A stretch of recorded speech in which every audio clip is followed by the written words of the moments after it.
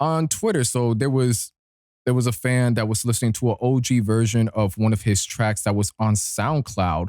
However, even though he was enjoying the music, decided to tweet about it. I love you, Kid Cudi. Thank you for making this masterpiece. Kid Cudi responded by saying, I released the original. I released this officially, right? So the track, I believe, was Love. Kid Cudi has an official release of this on streaming platforms. And then he started going on this weird rant about anybody switching up and talking about me off my song on SoundCloud. Thanks for showing who you truly are. It's one of the reasons I don't want to do music anymore. Some fans can be toxic and not cool sometimes, and this app really be showing some of y'all true colors. What? Even reading this again and speaking about it again, it doesn't click in my head. I'll be happy when I start making albums so I don't have to deal with this madness anymore, so on and so forth. You get the idea behind it.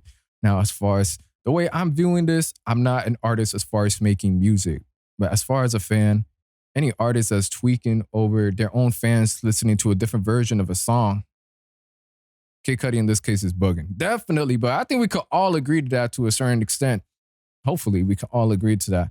But if you have different versions of your music out there in the internet, people that are your fans or not your fans are going to listen to it. And I believe if a fan's able to enjoy a different version than the one you approved, I believe that's a greater compliment to to the artists themselves. You don't think?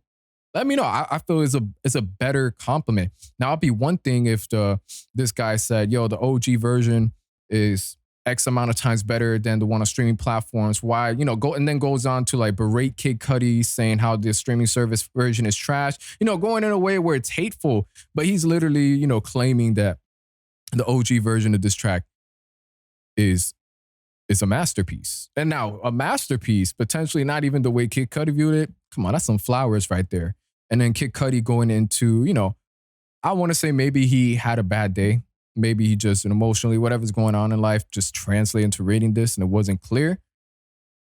But just, sort of going off on this. And that's the reason he's not making any music. Nah, he's definitely going through some stuff, which is fine. And not by fine, like, oh, he's going through whatever it is, what it is. But everybody goes through something.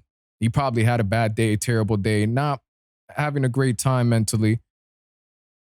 Going on this tangent, this rant. But overall, I think it's petty. I think it's ridiculous. And I'd be damned if I had an artist telling me that I'm toxic, and I'm switching up.